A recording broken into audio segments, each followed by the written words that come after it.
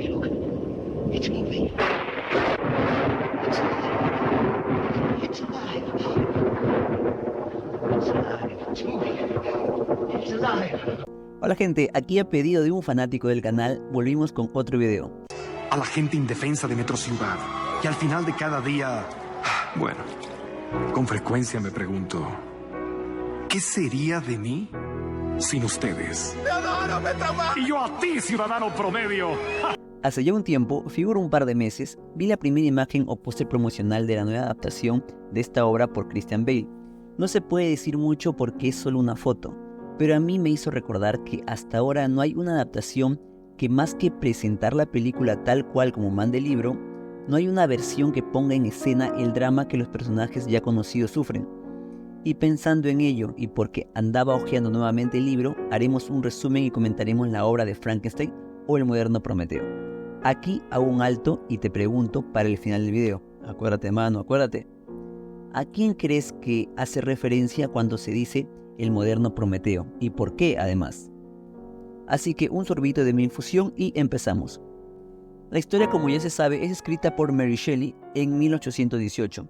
Hay una edición que ella misma publica en 1831, pero las diferencias son mínimas.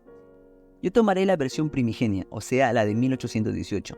En lo particular siento que es más cruda y expresa de manera más fehaciente el sentir de la autora, pero eso es para mí. Si tú has leído la otra versión y te gustó más, está bien de causa, que te dure. La historia inicia con las cartas que Robert Walton le envía a su hermana Margaret.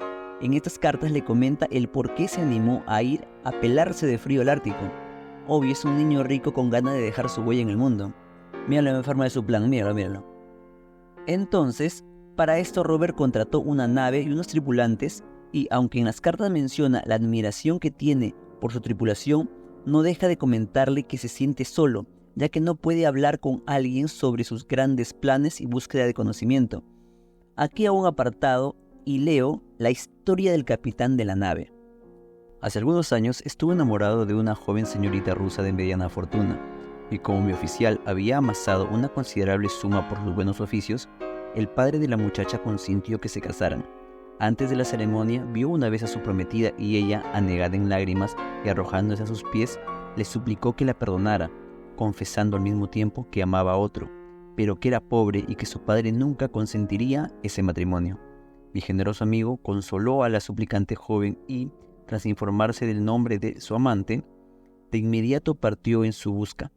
Ya había comprado una granja con su dinero y había pensado que allí pasaría el resto de su vida, pero se le entregó a su rival, junto con el resto de sus ahorros, para que pudiera comprar algún ganado, y luego él mismo le pidió al padre de la muchacha que consintiera el matrimonio con aquel joven.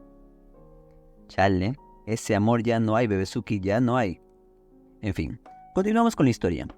En uno de los días de la expedición, los hombres de la nave divisaron un ser enorme que iba sobre un trineo jalado por varios perros, entre ellos Robert. Esto los dejó sorprendidos, ya que estaban llegando a Groenlandia prácticamente y estaban rodeados de un mar congelado. Sin embargo, al día siguiente un avistamiento más los iba a sorprender aún más. Esta vez no era un ser enorme, solo era un hombre, también en un trineo, pero este solo jalado por un único perro. ¿Y quién es este sujeto misterioso? Este chiquitín no es nada más y nada menos que el amigo Víctor Frankenstein, el verdadero villano de esta historia. Estaba en muy mal estado, fue subido a la nave casi muerto y estuvo convaleciendo por algunos días, y aunque los hombres de la nave querían hacerle varias preguntas, Robert sintió empatía por su estado y lo resguardó. Al cabo de unos días más, Víctor y Robert empezaron a hablar. Casi era un monólogo de parte de Robert. Víctor solo asentía de vez en cuando o se quejaba de ser el hombre más desdichado del mundo. Bien merecido se lo tiene, ya verás por qué. Y es justo en esa visión que la mayoría de las representaciones fallan. Y aunque es verdad que fue víctima de su creación, mucho de ello es su culpa. Pero no te adelanto más. ¿Frío en las manos? Sí, un poco.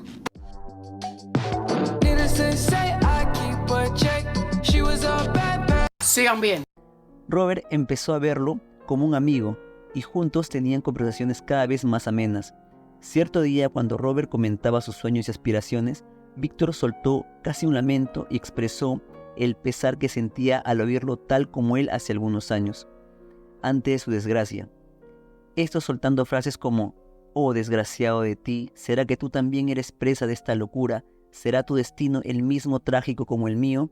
Y es justo por el temor que Robert cometa sus mismos errores que comienza a narrarle su historia. Víctor es el hermano mayor de un matrimonio acomodado de 4 hijos que vive en Ginebra. A decir verdad serían 3 hijos y una prima. En la versión de 1831 se cambia este hecho, pero en la obra primigenia la familia Frankenstein adopta a la hija de la hermana del padre, Elizabeth. Luego sigue Ernest y por último William. Su infancia y adolescencia, en sus propias palabras, no fueron más que dichas y comodidades. Además, su papá y su mamá hasta flaquita le tenían, Elizabeth. Sí, los Frankenstein eran norteños, fácil que sí.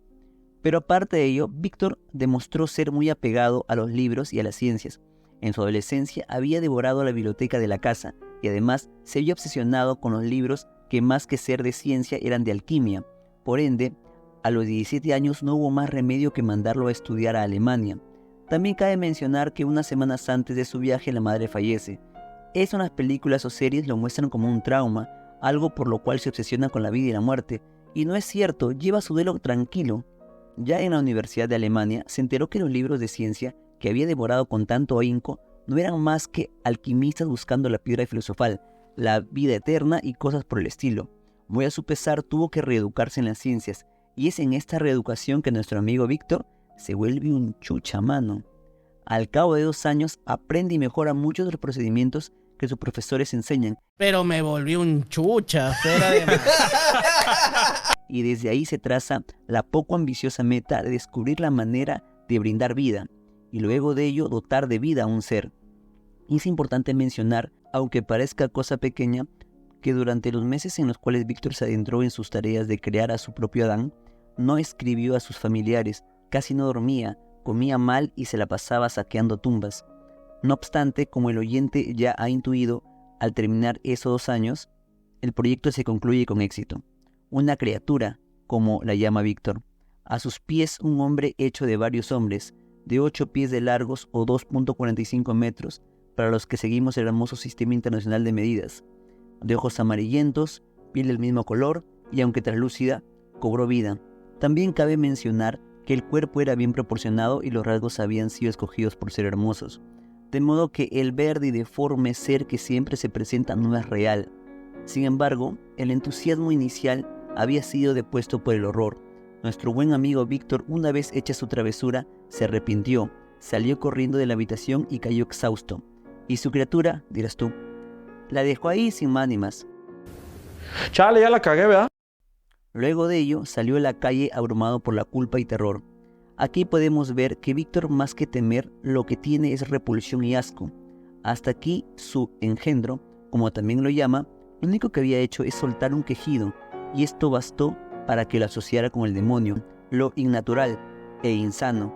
Ya en la calle, el amigo Víctor, más perdido que jugador de Pokémon GO en el Callao, es encontrado por su amigo Henry, él también de Ginebra, que había llegado con la misión de estudiar y encontrarlo también. Cuando ambos se reconocieron, se abrazaron y Víctor casi se desmaya otra vez por el cansancio, de modo que Henry lo conduce a su casa. Víctor, al llegar, entra en desesperación y pide que lo espere mientras arregla unas cosas, esto para ir al laboratorio y esconder a nuestro amigo Frankie. ¿Y qué te cuento que nuestro amigo de casi 2,5 metros ya no estaba? Al ver esto sintió alivio, dejó entrar a Henry y quedó bajo su cuidado. ¡Cobijita, Finn! Claro que te la traigo. ¿Dónde está? ¿Aquí no ves? ¿Por qué no la tomas tú? ¡Estoy malito! Pobre de ti. ¡Me da calor!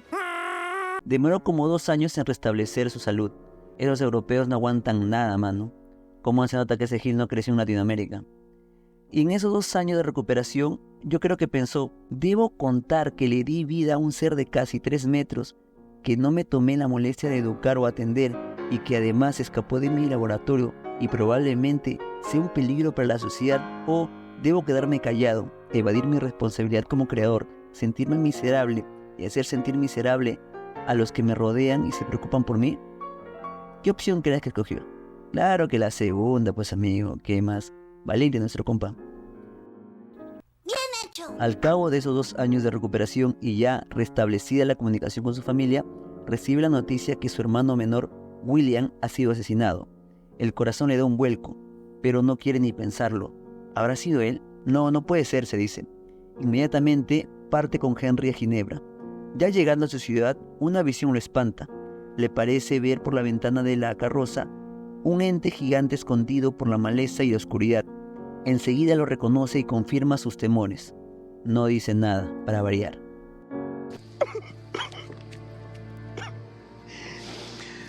Oh, no. Ya en la casa es recibido con mucho cariño, con el duelo del caso. Además, con la noticia que están acusando a Justine, una criada de la casa, del asesinato de William. Ni Elizabeth ni el padre creen en su culpabilidad, y por supuesto Víctor tampoco cree y dice con mucha seguridad que él sabe que ella es inocente y que además sabe quién es el asesino. Nadie toma en serio lo último. ¿Cómo lo sabría si él estaba en Alemania cuando ocurrió el hecho? Y por este motivo tampoco nadie se lo vuelve a preguntar. Al día siguiente van al juicio y se enteran que Justine estaba siendo condenada a muerte por el asesinato de William, ya que entre sus pertenencias se encontró un collar de la víctima. Ya con todas estas desgracias y por prevenir más, seguramente Víctor dirá la verdad y no dejará que más cosas así ocurran. Naranjas, no dice nada y otra vez se pone en modo autocompasión. Matan a Justine. El padre de Víctor, al ver a su familia inmersa en estas desgracias, decide irse de viaje con toda su familia. Se van al campo, a unas montañas. Ahí Víctor se siente mejorar un poco y decide ir a caminar solo. Y es ahí que nuestro amigo, en plena contemplación, es abordado por su misma creación. ¿Qué creen que pasó? ¿Lo mató, lo hirió, lo amenazó, le cantó una canción, le contó una historia sad o pasó a saludar? Una de esas opciones es la verdadera. ¿La escogiste? Muy bien. Le contó una historia sad. Nuestro amigo Frankie inicia confesando que efectivamente él mató a su hermano, lo cual Víctor ya sabía e intenta golpearlo. Pero Frankie le dice: perra, por favor, mido 2,5 metros, soporto el frío, el calor mucho mejor que tú. Además puedo comer cualquier cosa y soy más rápido y fuerte que tú. Y por último, solo quiero que me escuches. Posdata. Aquí hago un paréntesis para desmentir el caminar vacilante y torpe que las adaptaciones han dado al buen Frankie. Este es en realidad un atleta, corre, trepa y se escabulle muy bien.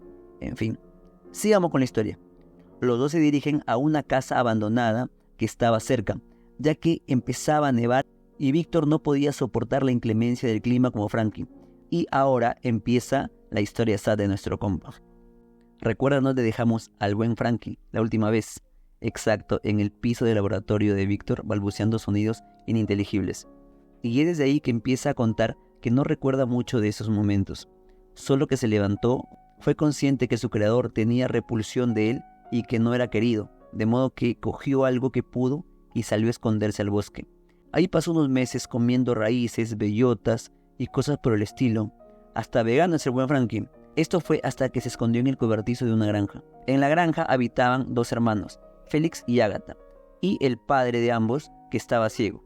La familia vivía a las justas, ya que no habían sido granjeros siempre, sino que una desgracia los había puesto en esa situación. Frankie los oía hablar, a veces llorar, y oía tocar música al anciano padre. Pero no sabía qué decían, él no entendía, pero a medida que el tiempo pasaba, comenzó a aprender algunas palabras, los nombres, saludos, despedidas y cosas elementales, pero aún no podía satisfacer su curiosidad. Lo que sí podía entender es que la familia se quería mucho y cuidaban el uno del otro. Esto lo hacía sentir triste y solo a nuestro amigo Frankie. Además, hace la observación que en el bosque se dio cuenta que cada animal tiene su pareja, sus hijos o sus amigos, y solo él estaba completamente solo. Si su creador, siendo él mismo su hacedor, lo repudia, ¿qué puede esperar del resto? Sin embargo, estos pensamientos no abruman a nuestro amigo Frankie, que aunque oculto, había empezado a agarrarles cariño a la familia. Es más, hasta ya dejó de robarles su comida y comenzó a hacer tareas como cortar leña por ellos, sin que ellos se dieran cuenta, por supuesto. Hasta aquí te pregunto, ¿quién es el malo? ¿Nuestro amigo traído involuntariamente a este valle de lágrimas, que es vegano y ayuda a una familia caída en desgracia, o su soberbio y cobarde creador? Entonces los meses siguen pasando y nuestro amigo Frankie cada vez más encariñado con la familia. Cierto día un campesino llegó con una señorita. La familia la recibió con mucha alegría, sobre todo Félix, y es cuando Frankie se entera de cómo la familia había entrado en desgracia. La señorita se llamaba Safi, una chica árabe que venía a quedarse con Félix, y como no sabía la lengua francés, los hermanos se dieron a la tarea de educarla, lo cual cayó de perlas a nuestro buen amigo Frankie, de modo que ambos aprendieron a hablar y escribir a la vez. Otra vez Frankie dando muestra de su grandeza. Aquí más que aprender, creo yo, que era más bien recordar, porque debemos caer en cuenta que Frankie está hecho de partes de otros hombres, de modo que si su cerebro fue de un hombre adulto e instruido, ya tenía la facilidad. En fin, la cosa mariposa es que, ya aprendiendo a hablar, se enteró que Safi era hija de un mercader turco caído en desgracia, enjuiciado más que por sus malas mañas, estaba siendo enjuiciado por sus costumbres y religión. En el juicio se encontraba Félix, que al no parecerle la condena se dispuso a liberarlo, el cual al ver a su libertador tan presto, le ofreció riquezas y demás cosas si lo conseguía salvar de su condena, que era la muerte. Félix no aceptó, pero el turco se dio cuenta que Félix quedó prendido de su hija Safi, y se la prometió en matrimonio. Félix se hizo el que no aceptó, pero con esa promesa redobló sus esfuerzos y consiguió liberarlo. Ya libre, el gobierno se enteró de quién era el causante de esa fuga, y durante 5 meses lo tuvieron preso y quitaron sus bienes. Y para ponerle cereza al pastel, el turco le envió una suma minúscula de dinero para que sobrevivan y no le concedió la mano de su hija. Pésimo servicio para nuestro amigo Félix. De modo que, con lo que les quedó de su fortuna, se alquilaron una granja en la cual nuestro amigo Frankie los encontró. Por su parte, Safi, que se había estado enviando cartas con Félix y además que no tenía muchas ganas de seguir viviendo en Turquía bajo las costumbres arábicas, a pesar de la negativa de su padre, se escapó y se fue con Félix. Bien hecho. Frankie, al escuchar y entender la historia, quedó más que enternecido con la familia, y en su mente maquinó un plan. Él se disponía a aguardar que Félix, Ágata y Safi se fueran y dejaran solo a su padre ciego, esto con el objeto de presentarse sin tener miedo que su tamaño y fealdad puedan asustar a su interlocutor, y así ganarse su confianza y poder tener amigos y una familia a la cual pertenecer y procurar felicidad. Pero el plan no le resultó. Si bien encontró la oportunidad y se presentó con el anciano, y todo iba bien, al llegar sus hijos, ellos sí se horrorizaron, intentaron golpearlo y se fueron de la casa para nunca más volver. Otra vez, la humanidad decepcionando a nuestro amigo Frankie. Y es aquí que nuestro amigo Frankie se llena de odio y venganza, reniega de su creación y de su creador. Y aquí sus palabras: maldito, maldito creador, ¿por qué tuve que vivir? ¿Por qué no apagué en ese instante la llama de vida que tú tan inconscientemente habías encendido? Y está bien lo que dice Frankie, mano. Tú no puedes crear vida, darle conciencia y dejarla sin más ni más porque te dio miedo. Lo mismo pasa con las relaciones, Bebezuki. Tienes que tener responsabilidad afectiva. Y Víctor tenía una obligación para con Frankie. Aunque si crees en Dios, es interesante pensar que tal vez somos los Frankenstein de Dios. Nos vio, le dio miedo, le dio flojera y nos dejó a nuestra suerte. ¿Qué será, amigo? ¿Qué será? Ya lo descubrirás cuando mueras. Yo necesito amor, comprensión y ternura. Luego que Félix y su familia se va, toda su frustración desemboca en su creador. Pero, ¿dónde buscarlo? ¿Recuerdas que te conté que al marcharse del laboratorio de Víctor, Frankie había agarrado lo que pudo?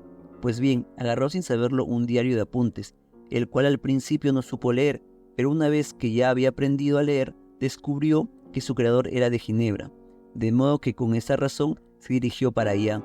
Y cuando ya hubo llegado, se encontró con el pobre de William, que paseaba por el bosque. Frankie lo atrapó sin saber que era hermano de Víctor, pero William, como típico niño rico, exclamó: Ya vas a ver cómo te voy a cagar, cojudo. Tú no tienes idea de quién es mi familia. Mal, pues William, esto hubo escuchado Frankie y no tuvo mejor idea que matar a ese familiar de su creador para llamar su atención. Y justamente para torturar más a Víctor, coloca una medalla que William tenía entre las cosas de una de las criadas que andaban buscando a William. Luego de esta confesión, Víctor estaba que volaba en cólera e insulto con nuestro amigo Frankie. No era para menos también, ¿no? Intentó golpearlo nuevamente y el buen Frankie le dijo que no hiciera huevadas, porque era más alto y más fuerte que él. Y además que él era su creador y por ello no le haría nada, pero sí le dijo que tenía una responsabilidad con él. Y aquí le dice lo que él haría más la sangre de nuestro amigo Víctor. Frankie, como te comenté, se sentía solo y le propuso que, como su hacedor, y él, como su Adán, solicitó una Eva, y con esto lo dejaría en paz. Ya no haría mal a su creador ni a nadie del género humano. Víctor a regañadientes aceptó. Frankie solo quería su flaquita, bro. Por un tiempo las cosas se calman. Víctor compra los implementos para hacerle su morrita a Frankie, pero mientras estaba elaborándola, unas cuantas dudas invadieron su mente. ¿Y si la construye y ambos hacen matanzas? ¿Y si la flaquita no lo quiere, él tal vez estalle en cólera y cause más muertes? O por el contrario, si se llevan bien y tienen hijos, y le piden que le construya unos hijos también, una nueva generación de seres grotescos, enormes y superatletas, de modo que por su conciencia y responsabilidad con la sociedad y obviando la promesa que le hizo a Frankie, destrozó a la morrita que le estaba haciendo, y para colmo, estaba siendo vigilado por nuestro amigo Frankie. ¡Eres un huevón, eres cagón, huevón! ¡Puta madre! Frankie lo único que le dijo es: ya sabrás de mi venganza y me verás en tu noche de bodas. La venganza de nuestro buen amigo Frankie no se hizo esperar. Encontró a Henry, el mejor amigo de Víctor, y lo mató. Y tú dirás, ya con la muerte de su hermano, el de su criada y su mejor amigo, ya dirá la verdad y le pondrá fin a esto. Naranjas, no dice ni mierda. Y sigue sintiéndose miserable. Un tiempo pasa y el papá, con todas esas desgracias, tiene una sola esperanza para aliviar tantas penas: que Víctor se case con Elizabeth, su prima, quien fue criada como su hermana, pero bueno, ¿quiénes somos para juzgar? Ambos se quieren y acceden a casarse, de modo que se casan y Víctor piensa en las palabras que le dijo Frankie: estaré contigo en tu noche de bodas. De modo que se prepara con una pistola y lo espera en la sala de la casa, mientras Elizabeth lo espera en su cuarto. Cuando Víctor escucha un quejido en su cuarto. Bueno, para que te hago el cuento más largo, Frankie mató a Elizabeth y se dio la fuga. Al padre le dio un derrame y se murió. Del hermano Ernest no se dice más, así que a él creo que sí lo dejó con vida. Entonces, con todas estas pérdidas, ¿Víctor confesó y pidió ayuda? Naranjas. Es más, se puso otra meta: ir a matar a su criatura. Y es así que lo persigue por todo lado, y es aquí donde lo encuentra Robert Walton. Luego de narrar todo esto, Víctor muere en el barco. Postdata de la postdata. ¿Qué te faltó, Víctor? Dime, tenías una familia que te quería, tenías dinero, posición, eras guapo, inteligente, e inventaste cómo dar vida. ¿Qué te faltó? Mientras tanto, Robert sufre un amotinamiento de sus hombres. Luego quiere volver con el cuerpo inerte de Víctor y ve que está siendo observado por un ser gigante y corpulento. Es por supuesto nuestro amigo Frankie. Este le dice que ya muerto su creador no tiene más razón de ser y que lo único que desea es llegar a un lugar sin personas, hacer una pila de madera e incinerarse. Y este sería el final, de veras de veritas, de la historia de nuestro amigo Frankie. Entonces, ¿qué aprendimos de esa historia, chiquitines? Si te preguntan qué mensaje quiso brindar la autora con la historia, ¿qué dijeras? Si te dijera que la autora en el prólogo menciona que la intención primaria era hacer ver la importancia de la vida familiar sobre las ambiciones individuales, si te das cuenta, todo lo que pierde y por lo que se siente desgraciado Víctor es porque perdió su familia. Todo lo que añora Frankie es también una familia. Esto para mí es una analogía de los personajes clásicos de las aventuras que están presentes en toda gran obra. El héroe que va por sus sueños y aventuras contra la vida cotidiana en familia, o el personaje que protege esos ideales. Esto lo vemos en Ilíada, en la Odisea, en el ingenioso Hidalgo, en todo. Y recuerda lo que te pregunté al principio, cuando te pregunté a quién se refería cuando hablaba del Prometeo moderno. Obvio que se refiere a nuestro valiente amigo Víctor. Él estaría trayendo el fuego a la humanidad, estaría trayendo el secreto de la vida, estaría robando esa facultad a los dioses, y por esto sería castigado. Otra cosa que podemos ver es el dilema de la existencia y la responsabilidad que se tiene por la misma. Frankie era malvado, se volvió malvado. De todas formas asesinó, dirás, pero ¿alguien se tomó la molestia de enseñarle, tratarlo con paciencia y educarlo? Él solo percibió rechazo desde su despertar hasta su fin. Algo más que para mí es importante señalar de la obra es que también te presenta otro dilema, es el de la sabiduría sobre la inteligencia, es decir, el hecho que puedas hacer algo precisa inevitablemente que lo hagas. Cuando Víctor logró descifrar el misterio de la vida, ¿tenía que necesariamente llevarlo a cabo en un ser racional? Paralelo a eso están también las obsesiones. Buscar la gloria, perseguir un sueño. Solo un obsesionado con lo que hace encuentra la grandeza. Solo los obsesionados avanzan. Ellos son los que con su voluntad y sus ganas de alcanzar el cielo dirigen expediciones, descubren cosas, se arriesgan y es con ellos que la humanidad avanza. También podríamos decir que no debes ayudar a escapar a los turcos de la cárcel, ¿ves? Y mucho menos te enamores de sus hijas, por más hermosas que estén, aunque... Mándela a la verga, mi compa, usted es más valioso, usted vale más. En fin, hasta aquí llegó la verdadera historia de nuestro amigo Frankie. Me despido mandando saludos a toda esa gente que sigue este humilde canal. Saludos al Terco, al Carloncho, al Brian. Para el flaco más flaco también un saludo. Para el Barco, para la Mili y todas las personas que ayudan recomendando, suscribiéndose y comentando este canal. Me fui.